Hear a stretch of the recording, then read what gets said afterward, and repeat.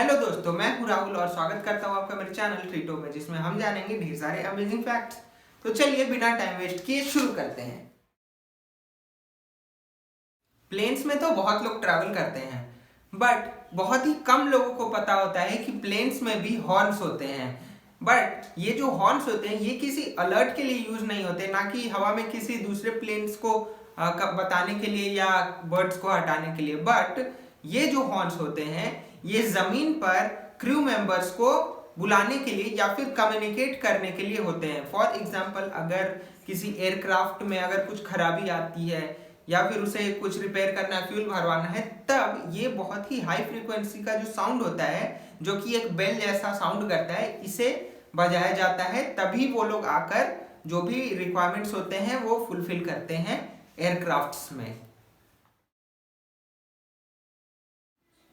Internet पर जब हम कुछ सर्च करते हैं तो एक बहुत ही कॉमन सा वेबसाइट हमारे लिस्ट में आता है।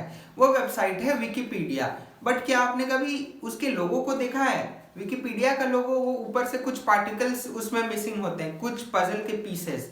क्या आपने कभी ये सोचा है कि ऐसा क्यों? तो उसका जो रीजन है वो इसलिए है कि विकिपीडिया एक इंफॉर्मेशन वेबसाइट है, और इस इंफॉर्मेशन वेबसाइट का ये नेचर होता है कि कभी भी 100% इंफॉर्मेशन उस वेबसाइट में नहीं हो सकता। दुनिया में इतने सारे चीज हैं, तो हर एक चीज का हर एक इंफॉर्मेशन हम उसमें नहीं रख सकते हैं। That is not possible. तो इसलिए विकिपीडिया का कुछ पार्टिकल्स, कुछ पीसेस जो है वो पजल के, वो मिसिंग होते हैं, यही दर्शाने के लिए कि इट इज ऑलवेज इनकम्प्लीट। बहुत सारे सोशल मीडिया प्लेटफॉर्म्स हैं जिसमें हम हैशटैग का यूज करते हैं।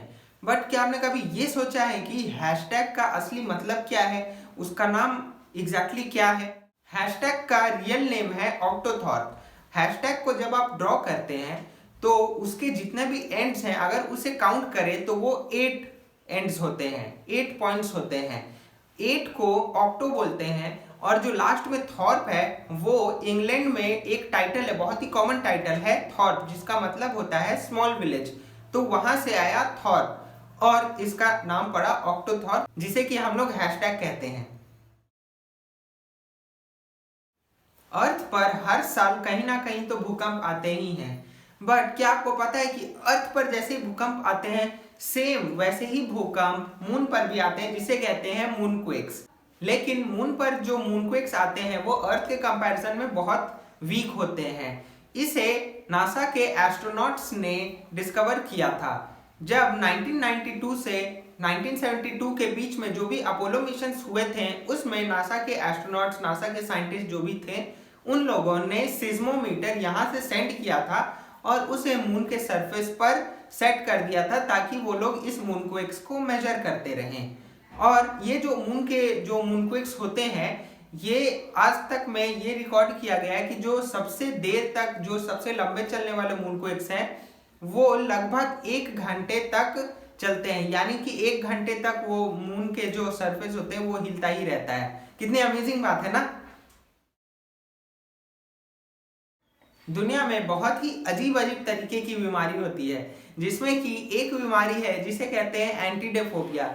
इसमें जो कोई भी पर्सन अगर इस बीमारी से ग्रसित होता है तो उसे हरदम ये डर लगा रहता है कि कहीं उसे कोई डक तो नहीं देख रहा। इस बीमारी का नाम 2 वर्ड से लिया गया है, एंटीडे और फोबिया, जिसमें कि एंटीडे जो भी डक के फैमिली होते हैं उसे कहते हैं, और फोबिया एक ग्रीक वर्ड है जिसका मतलब होता है डर, और इस वर्ड को फोबोस से लिया गया है। तो दोनों को मिलाकर बनता है एंटीडेफोबिया, यानी डक का डर। है ना अमेजिंग? अगर आपको भी डक से डर लगता है और आपको भी अगर ऐसा लगता है कि आपको कोई डक देख तो नहीं रहा, तो आपको भी एंटीडेफोबिया हो चुका है।